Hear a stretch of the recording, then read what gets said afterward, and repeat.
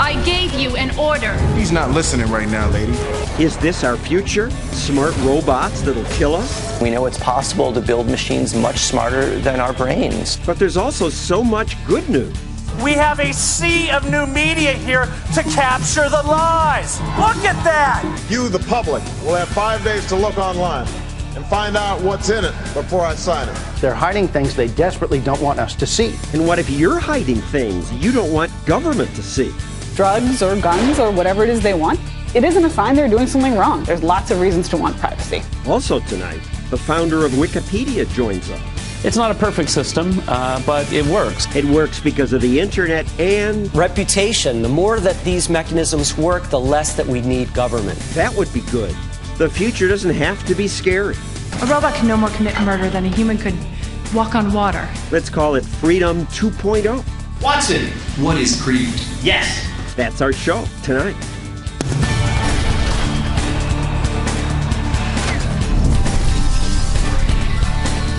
And now, John Stossel. What keeps you safe? What prevents fraud? Most people you ask say, government. Government must lay out the rules and punish fraud to protect people. So, government regulates. And over the years adds more regulations. In America, we've now got 170,000 pages of rules.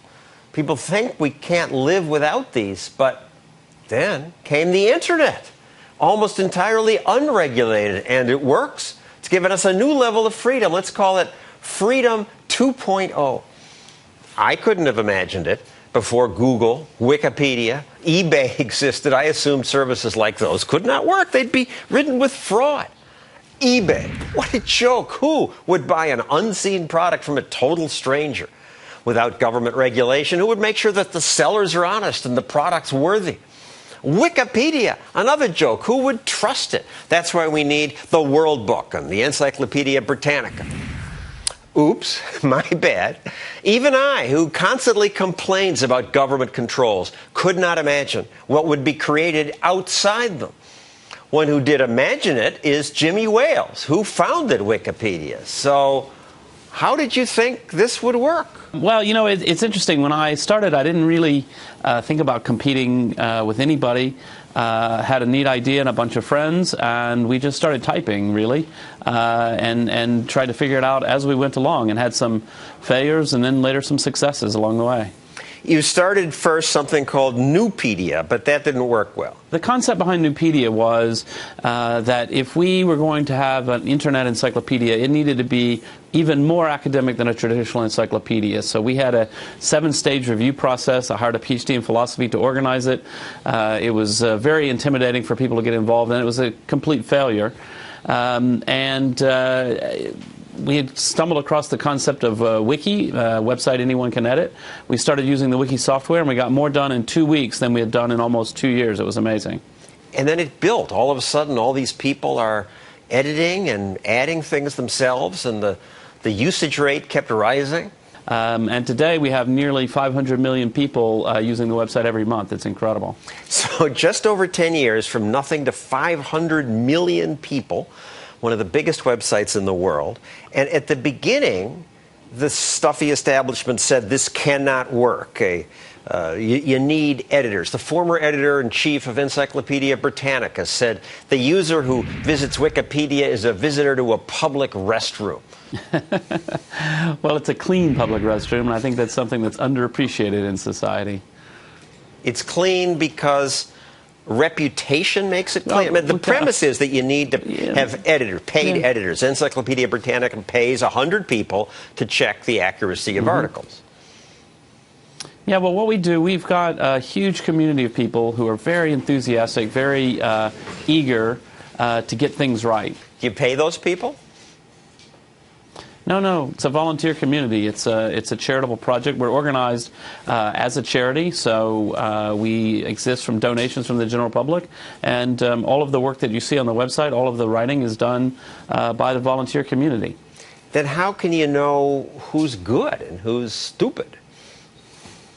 Well, you know, the thing is, one thing I always try to remind people is that we don't consider Wikipedia to be some kind of, you know, wide open forum where you can come and say and do anything. If you come in and start writing nonsense, people will very quickly challenge you on it and say, hey, what are you doing? Do you have a source for that? Can you prove what you're saying? And then we have some of the best, most interesting discussions, I think, that you can find anywhere on the internet on the discussion page as the community tries to work through what's the best way to present something, what's actually true here. Which sources should we rely on the most? And it's a fascinating process. And it's pretty accurate. My site on Wikipedia only has one mistake, and the journal Nature compared the accuracy of scientific articles in Wikipedia versus Encyclopedia Britannica. Panels of experts in the appropriate specialty found about 4 errors per Wikipedia entry, 3 in Britannica, so not much difference. Not much difference, and that was several years ago. We hope we fixed all those errors by now. For me, one of the most amusing parts of that whole episode was when this study was being done and being carried out. As soon as it was published, some people in the community came to me and they said, Jimmy, can you get from the author the list of the errors, because we want to fix them. And Britannica's response was to issue a 20-page denunciation of the study. And I thought, well, that's sort of the spirit of the times, that Britannica can't fix theirs. They already printed it and shipped it out. We're here. We just want to make it better. If it's wrong, let us know. We're happy to fix it. And Britannica, to buy the books, would have cost more than $1,000. And even to buy the CD cost $40. You're free. I mean, it's an astonishing thing that we're still not fully all the way to realizing the dream of a free encyclopedia for every single person on the planet, but we're getting closer all the time. Thank you, Jimmy Wales, for seeing what I could not. Thank you. The point of Freedom 2.0 is not that we don't need regulation. We do. It's just that it doesn't have to be government regulation. Economics professor Ed Stringham is writing a book called Private Governance. So what do you mean private? Well, most people assume that rules and regulations need to come from the state, but if we look around the world today and in history, there's lots of examples that come from markets, come from the private sector rather than from government. Like PayPal. PayPal is a great example. When they first came out, they faced fraudsters from all over the world. They turned to the FBI to try and track these people down, but the FBI had no idea who these people were. They had no idea what the technology was. So it can't work. Well, that would be the traditional theory, and in reality, PayPal realized, let's take matters into our own hands. So they developed a private fraud detection system where they would use computers to say this might be fraudulent, and then it would send it to a human to investigate that. eBay is another example. eBay is a great example. In theory, you could sue somebody if they didn't send you a $5 pack of But our legal system is so gummed up that would cost you $500,000. It would take forever. So this can't work. People will cheat. That's the theory, but private parties look to problems and solve them. So eBay and other groups developed private reputation mechanisms. And the more that these mechanisms work, the less that we need government. And one thing that creeps me out about it, though, is that they created all this wealth and good stuff when they weren't connected to government. Google, Microsoft, they had no lobbyists. Today, because they're big and government wants a piece, Google has 114 lobbyists, Microsoft 73. They spend millions on trying to manipulate Washington. If we look at all the good things about the internet, I think we can say the good things are attributable to the private sector. When government gets involved, it's really getting in the way of people doing things. Another example of that is Minitel. Most people don't know about this, but years ago, the press said France is way ahead of America in computers. They've given every person a computer instead of a phone book. It was a centrally planned disaster. You can't have one organization planning all the things that markets can. Markets rely on so many dispersed people to invent, to try new things, and test their ideas in the marketplace. Minitel went out of business. Wikipedia, eBay still going strong. If you look throughout history, there's tons of examples of this. In the early days, government didn't understand financial markets. In the early days, they thought they were forms of gambling. Government refused to enforce all but the most simple contracts. Nevertheless, brokers figured out how to do short sales, futures contracts, options contracts. Even though none of them were enforceable, by law. How? Well, in London in the 1700s, they traded in coffee houses. And after a while, they decided, let's create and enforce rules within this coffee house. If you default, you're going to get kicked out of the coffee house, and we're going to call you a lame duck. That's where the expression comes from. That's right. The people who were defaulters had to waddle out and leave the exchange. And the coffee house, one of the first ones, became the London Stock Exchange. That's right. They set their own rules. Jonathan's Coffee House transformed into a private club, originally called the Stock Subscription Room, later called the London Stock Exchange, which their motto became, "My word is my bond." Thank you, Ed Stringham. We need government, we need regulation to make sure your word is your bond, but it doesn't have to be government regulation. Coming up, how smart are robots about to get? Also, how the internet helps us keep an eye on government, and how government officials poke that eye. Next.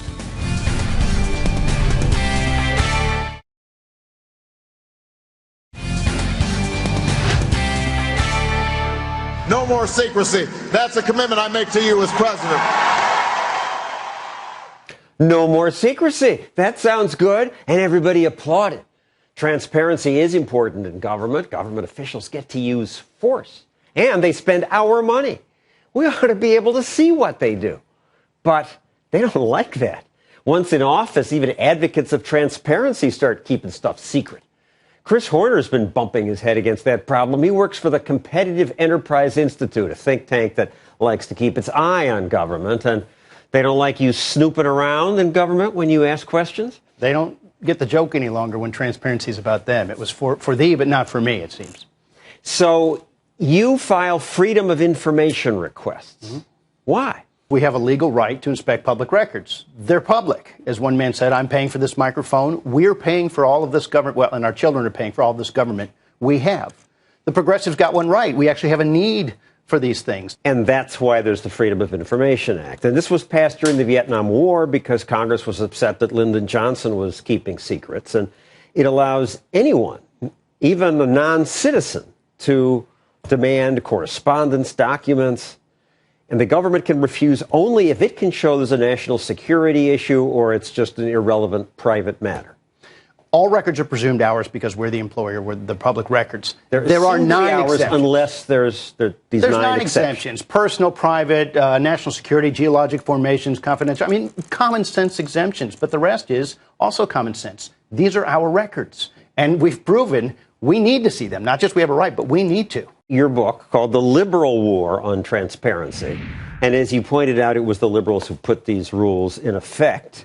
And, frankly, the Boston Globe wrote that President Bush expanded the number of agencies with authority to classify documents as secret, including the EPA and the Agriculture Department. So the Republicans are doing this, not just liberals. The Nixon fellow had a few problems, but otherwise we've got at least 5 left-wing groups that I quote who are actually more concerned about the transparency than the cause, who say Obama is worse than Bush, who they said was the worst ever, or come out right and say Obama's the worst ever. Obama's administration tried with me a national security. Just to back you up, Salon, the lefty group, says Obama takes Bush's secrecy games a step further.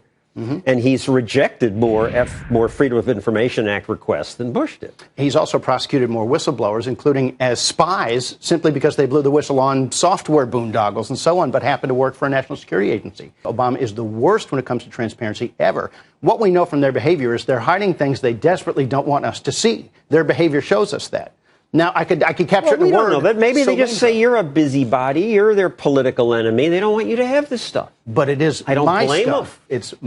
I'm paying for this microphone. So you know what? I didn't ask whether they wanted me to see it. I know that these are my records. I like to have them, unless the burden's on them. They can prove I can't. And what they're doing is they're telling us things that aren't true. We're finding out increasingly according to their emails. And it was the emails that told us about Solyndra and the people who gave money were getting it back. And who wanted it? Who needed it? They don't want us to see what's going on until the carbon tax is enacted, for example. The Department of Justice was running an activist website, realclimate.org, which says we're all going to die from global warming, out of a government office. NASA was doing that, and on their behalf, DOJ filed an affidavit admitting to. So NASA was doing it. Right. And I said, I'd like to see what you're doing on my time. because they erased all the date stamps showing that they're actually doing this from the NASA office. And they admitted in an affidavit filed by the Department of Justice, who then shrugged their narrow shoulders and walked on, that, well, we've got an elaborate document destruction operation underway in facial violation of the criminal code. That's why we're not giving you these records. So that was their defense. And now another defense, trickier defense, I'm told, they use fake names. The head of the EPA, Lisa Jackson, was using a government account under the fake name Richard Windsor. Mm-hmm. He's her dog. Why the fake name? That's the problem. The EPA says it created the address so she'd have an email address that wouldn't be flooded with emails from the public. Mm-hmm. Okay, so why the fake name? Who are you hiding from? Why don't you want people to know these are Lisa Jackson's correspondents? Because you get tortured. To get anything done, you have to have some private conversations, test some ideas that maybe you don't want out in public. There's an exemption for that. You don't have to create a fake name. President Obama was very specific once about how the public should know what government's doing. Here's a clip. When there's a bill that ends up on my desk as president, you, the public, will have 5 days to look online and find out what's in it before I sign it. Again, lots of applause for that. And that seems pretty simple. 5 days isn't a lot before he signs the bill, but still that's pretty good. And yet he broke it the first bill he signed. It was too much, apparently. Not only that, but the hallmark, I'm going to have Obamacare negotiated on C-SPAN. You know where they struck those deals with the drug companies? I reveal for the first time in the book. On AOL. Private servers run out of the White House to hide from us. They're not that into transparency. Thank you, Chris Horner, for trying to help us find out what's going on. Coming up, how technology makes it easier for citizen journalists, people like you, to expose treachery in government. Put your cell phones up in the air. We have a sea of new media here to capture the lies.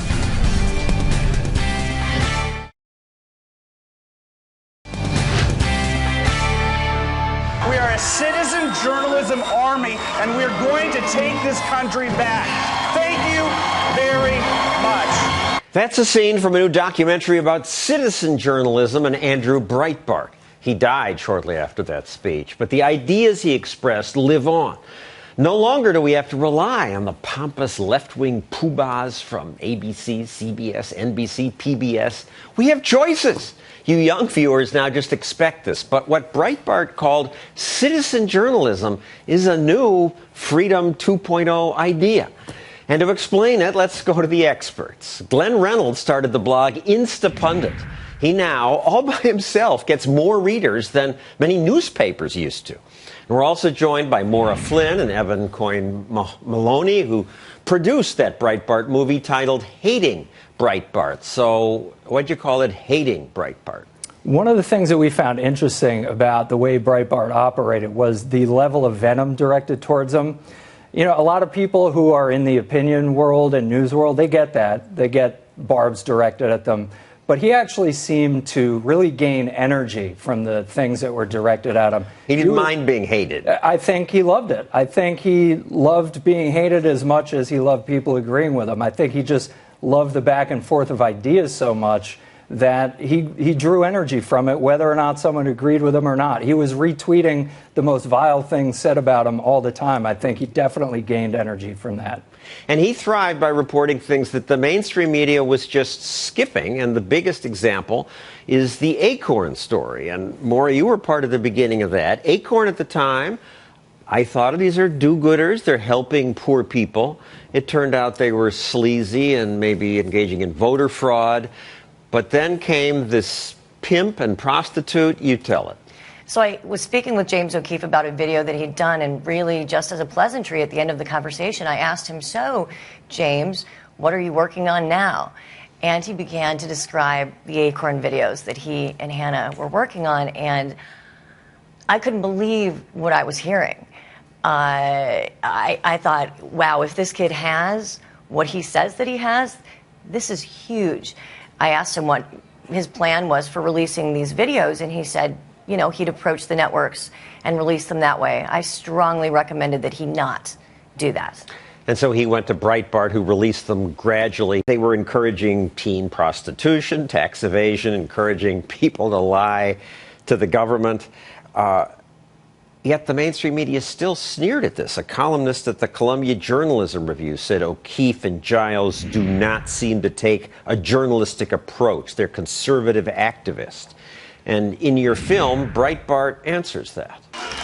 Neither of them went to journalism school, yet I happen to believe they're the best journalists I've ever come across in my entire life.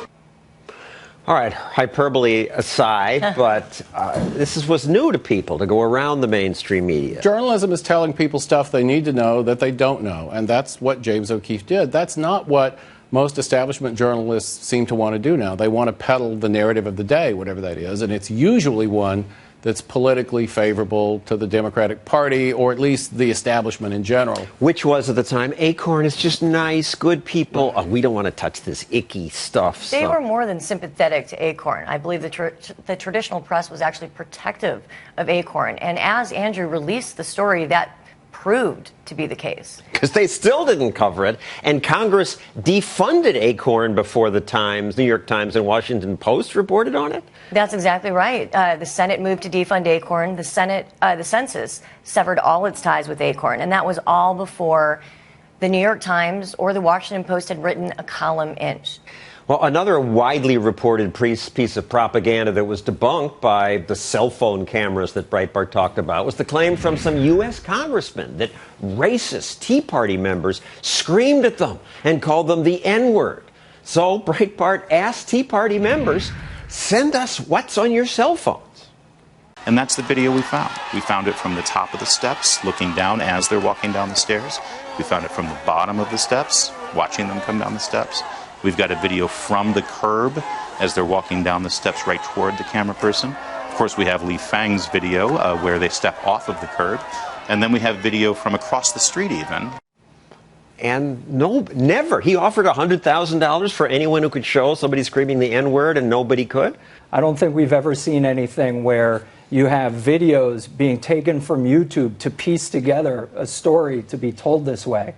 And I think that is another sign that we're in a new media environment. It's not just that one person can go out and film something with a camera. It's that once 100 people have done that, you can go and find those things and put them together and say, hey, look, this is actually what happened from all these disparate pieces. So thank goodness that we're all journalists now, just from our phones, and thank God we have blogs like yours. Well, you've got these ubiquitous tools for gathering information like smartphones and video cameras and things like that, and then you've got these platforms for distributing it like YouTube and Twitter, and then you've got blogs and other sites like Breitbart.com and that can pull it all together and give you a picture of what's going on from a lot of different sides and let readers make up their own minds. And, it's not like the mainstream media aren't still very powerful. They are. They're just not as powerful as they used to be, and they no longer control the narrative completely.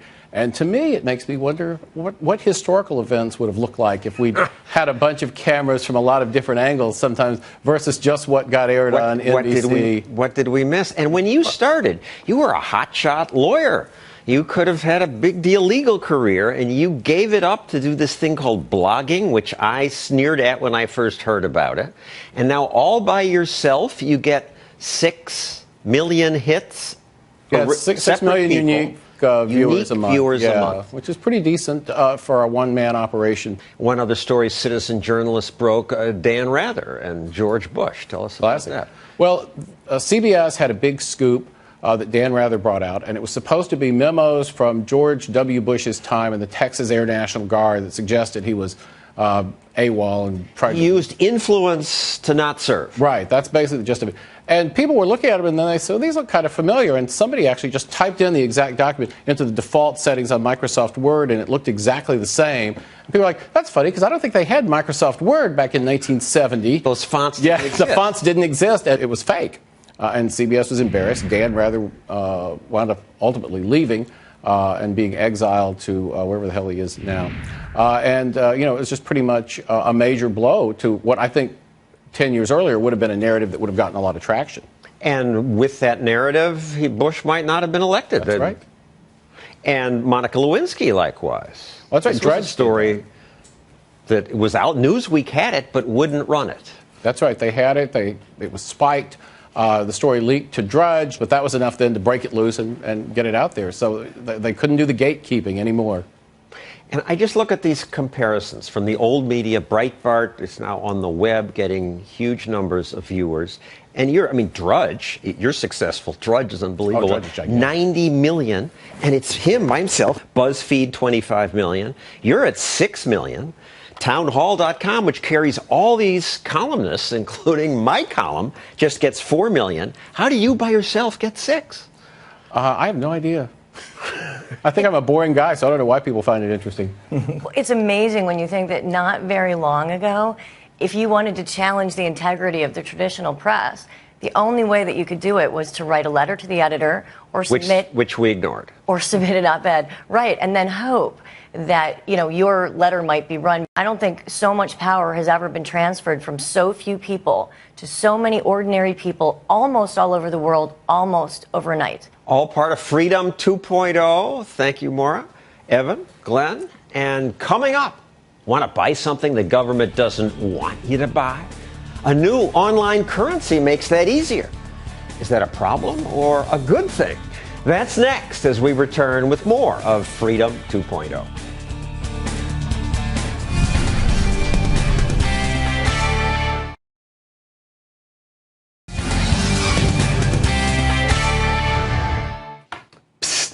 Want to buy some secret stuff? Want to engage in a transaction with some other consenting adult that you don't want the government to know about? That is easier now, thanks to Freedom 2.0, which brought us something called Bitcoins.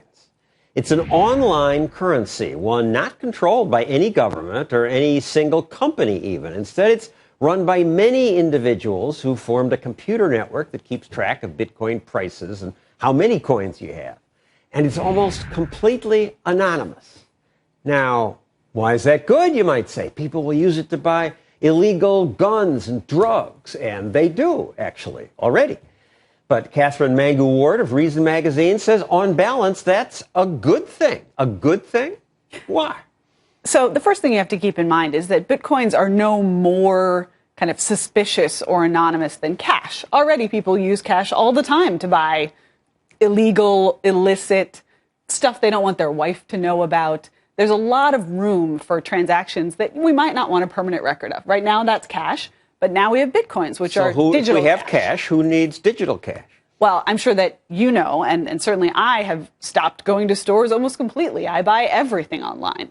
And for some people, everything includes drugs or guns or whatever it is they want, and they'd like to be able to buy that online anonymously. And originally, PayPal was supposed to do this. This was the dream of PayPal, that it would be sort of a currency outside of governments. The weak point of PayPal is that there was a central place that could be shut down. You could go to the PayPal servers and say, we're going to clamp down on this. Bitcoin is different. It's stored on lots of different computers. It's a diffuse peer-to-peer technology. So there's no one place you can go and say, now the government knows what you're doing with Bitcoins, whereas you could with PayPal. And when it came to terrorism, money laundering, drugs, it turned out to be easy to shut that down. But not Bitcoin, which makes it sound like it'll make it easier for terrorists. You know, that is a possible very small side effect, but I think the much more important factor here is that what Bitcoin can do in theory is protect people from their own governments. Right now, the Federal Reserve can make money less valuable, the money that you have, that you earned, just by devaluing the currency. In theory, what Bitcoin does is take that power away from the governments and give it to individuals. You can put your money wherever you want. That technically is illegal, too, because you're not allowed to have, for stupid reasons, alternative currencies in America. Seems like a basic part of freedom, and Bitcoin allows that. But here's the part that creeps people out. There's this Silk Road website where people spend their Bitcoins, and they sell all kinds of nasty stuff. Heroin, cocaine. So Silk Road is just like any other online retailer. They have user reviews, so you can know who's ripping you off with bad weed and who's selling you good weed. The fact is that anything that kind of normalizes even black markets, I think, is ultimately a force for good. It means that people don't get dangerous products as often. They don't get ripped off. There is still a vulnerability, which is that if you buy a bunch of weed, they got to send it somewhere, right? It has to go to your house. You have to have an address. Right. But the fact is that most of the transactions that are happening on Silk Road have incredibly high user ratings. People like this. They want it. They want to buy these things. And just because they don't want a paper trail, or a digital paper trail in this case, it isn't a sign they're doing something wrong. There's lots of reasons to want privacy. And Silk Road was named after the Silk Route that we used to trade silk from China. The West gave them wine, olive oil, and gold, got silk back. And the original Silk Road was an incredible force for progress. This was the first, or one of the very early instances of globalization. Spices that were impossible to get in Europe made their way back from Asia, and other things went the other direction. It's a powerful force for improving the welfare of people. And the idea that this Silk Road is somehow bad just because it's anonymous, I think is misguided. It lets people evade taxes. Well, I guess my response would be amen to that. But we need taxes to pay for what government should do. Sure. Ultimately, the responsibility to pay for taxes resides with the individual. We don't blame the retailer if you don't pay your taxes. We don't blame your employer if you choose not to pay your income taxes. It's an individual moral case. Whether or not there's this online site that facilitates purchases without taxes, it's not their fault. And bitcoins are used not just to buy drugs. People use them to buy porn. They don't want someone to have they don't want someone to see the paper trail. Online gambling, which is stupidly illegal. And even for transactions that aren't illegal now, but might sometime be in the future, like buying a gun. Sure. And I think it's really reasonable for lots of kinds of purchases, which are now totally legal. You might not want to leave a record of that. Guns are a great example. You know, later on, somebody might go and look at sales records and follow up on those and come take your gun away. Now, my senator, Charles Schumer, who is, I think, against everything that's good, is trying to ban bitcoins. How frustrated he is. He can't stop this new currency. It's unbelievable. And it's all hidden because they don't use dollars. They use this surrogate currency. He also wants to ban guns, caffeine sprays, high-frequency trading, and they can't ban it, though, because they can't get their hands on it, really. Sites that allow you to do these kinds of transactions anonymously, they increase the power of the individual, they decrease the power of governments. They take some of the control away from people like Chuck Schumer and give it to you and me. Of course Chuck Schumer hates that. And, of course, that's a good thing. Thank you, Catherine Mangu Ward of Reason Magazine. Coming up, robots keep getting better. Soon they'll be smarter than we. What does that mean for freedom? That's next.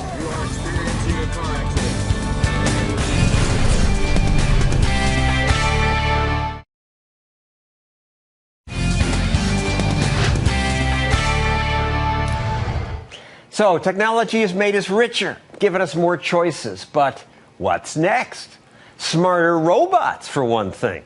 Last year, a robot called Watson crushed its human competition in a quiz show. Who is Mary leaking? You're right. 800, same category. Watson. What is creeped? Yes. Okay, so a computer can win at Jeopardy, but economics professor Jim Miller says what will come next is much more interesting. So what's that? Well, computers are getting smarter and smarter, and eventually they'll be able to do everything we can do. But you don't know that. We're human. We have special skills. Well, but we're just machines, and we're machines that, our brains run on meat. And we know it's possible to build machines much smarter than our brains and much faster. And computing power keeps doubling. Yeah, the amount of computing power you can buy per year keeps doubling. And 20 doublings is about a million-fold increase. So if today we had a computer as fast as a human brain, 20 years it would be 1,000,000 times faster, and we'd all be obsolete. So the first step may be that computers will make their own computers. If we have computers smarter than people, making computers that are smarter than them, and as they get smarter, they're better at making smarter things, we could have an explosion, and we go from computers being a bit smarter than us to being as above us in intelligence as we are from ants. So the fear then is that companies won't hire people. They'll just buy machines. Well, that doesn't have to be a fear. I mean, the purpose of work is to get stuff to consume. So it would be great to live in an economy in which robots did all the work, they were nice to us, and we got to enjoy the fruits of their labor. That's one possibility. You have some other possibilities. Yeah. Unfortunately, these machines wouldn't need us. They might treat us the way we treat chimpanzees. They're perfectly happy to take our stuff and leave us for dead if it meets their needs. So another scenario, we merge with the machines. Yeah, we put computers in our brains. As computers get faster, they're also getting smaller. And if you put computers in our brains... We already have the replacement body parts. Yeah, exactly. And if we can start augmenting our brains, we'll get smarter, we'll be much more productive, and we'll become very, very rich very quickly. As this starts to happen, the criticism is always, well, this will exacerbate inequality. The rich will merge more quickly with computers. That is possible, but I actually think the other outcome is more likely. If you look at cell phones, although the rich were the first to get cell phones, there's now poor farmers in Bangladesh who have them. A lot of this technology is going to be of the kind where it's really expensive to develop, but I think once you've developed it, it won't cost that much to make extra copies. And so the poor might end up getting the stuff only a few years after the rich do. So what do we do to prepare for this? Well, one way as an individual you can prepare is to think, how can you continue to be a productive employee in a world in which computers get continually smarter? Now, eventually it's going to be hopeless, but along the way there's still going to be a lot of stuff that people can do and computers can't. And if you can figure that out in your profession, you'll be able to make a lot of money. It's also possible, if we merge with the computer, that we will live much longer. Yeah, and that's the upside, that if we have medical research being done by super smart computers and they like us, they could extend our lifetime indefinitely. We could be alive perhaps millions of years. But what do you mean if they like us? How does a machine like us? Well, a machine runs on software, and people will write the software. And if we get it right, the machines will have objectives of, be nice to people, do things they care about. Versus the alternative, the Matrix, where they take over. Yeah, except the Matrix is unrealistic because they wouldn't really need us around for any reason. So they would probably just quickly kill us. That's cheerful. How much time we got? Well, estimates vary. I would say at a minimum, probably at least 10 years, almost certainly this century. And I would give about 2045 is probably the best estimate for when we'll have computers at least as smart as people. I find what you say very plausible, but then I look back at these old predictions. A 1924 article said the flying automobile is the car of the future. As recently as 1979, book predicted the Olympics would be held on the moon by the year 2020. It could be totally off about this stuff. It's certainly possible, but there's so many different ways of achieving intelligence enhancements. And there's such tremendous military and economic benefits to doing it that I think it's very likely we will. I mean, we could have had the Olympics on the moon by now if we really wanted to. It's just not that valuable. On that note, thank you, Jim Miller. Coming up, my take on Freedom 2.0.